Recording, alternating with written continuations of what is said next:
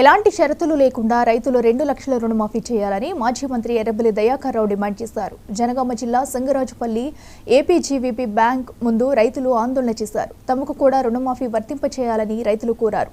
రైతులకు మద్దతుగా మాజీ మంత్రి ఎర్రబెల్లి దయాకర్ రావు ధర్నాలో పాల్గొన్నారు. ఈ సందర్భంగా ఎర్రబెల్లి మాట్లాడుతూ కేసీఆర్ ఎలాంటి షరతులు లేకుండా ₹1,00,000 రుణమాఫీ చేశారని గుర్తు చేశారు.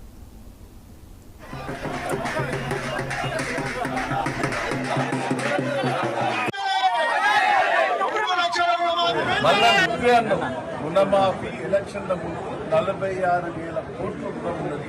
నేను ఒకటేసారి మాఫీ చేస్తానని చెప్పాను. మళ్ళా తర్వాత ఏం చెప్పాం, పార్లమెంట్ ఎన్నికల తర్వాత 36,000 కోట్లు ఉన్నాయి. 36,000 కోట్లని క్లియర్ చేస్తానని మాటించాం.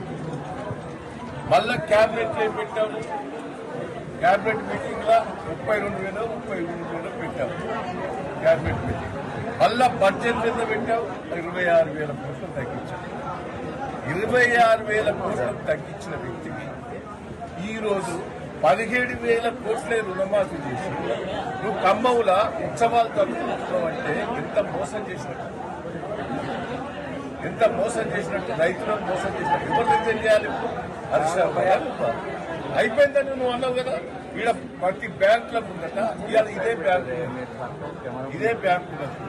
ఈ బ్యాంకులో 6,397 మంది రైతులు, 68 కోట్ల 48 లక్షలు రుణమాఫీ అయింది. 3,067 మంది 25 కోట్లు అంటే 50% కూడా కాదు, 40% రుణమాఫీ. అదే నేను లింగాల కనుక బ్యాంకు పోయినా ఆడ రైతులు కూడా నన్ను కారు గడ్డలు తీసుకొని పోయింది. నేను అట్లా వస్తానని తెలిసి ఆడిపోయి రైతులను వాళ్ళందరూ బ్యాంకుల దగ్గర అంటే అన్ని రాజకీయ పార్టీలు పాప నేను వస్తానంటే సార్ మా రుణమాఫీ కాలేదు, కాంగ్రెస్ వాళ్ళు వీళ్ళు నాకు అడ్డం చెప్పి బాధ చెప్తున్నారు. వాళ్ళు ఏంటనే బ్యాంకు పోయి ఎంక్వైరీ చేస్తే 5,000 మందిలో 5,001 మంది ఖాతాలు ఆడ మాఫీ అయింది 22,000 మంది. ఆడ మోసం 50% కూడా కాదు. నేను అక్కడి నుంచే కలెక్టర్ గారు ఫోన్ చేసి మాట్లాడాను.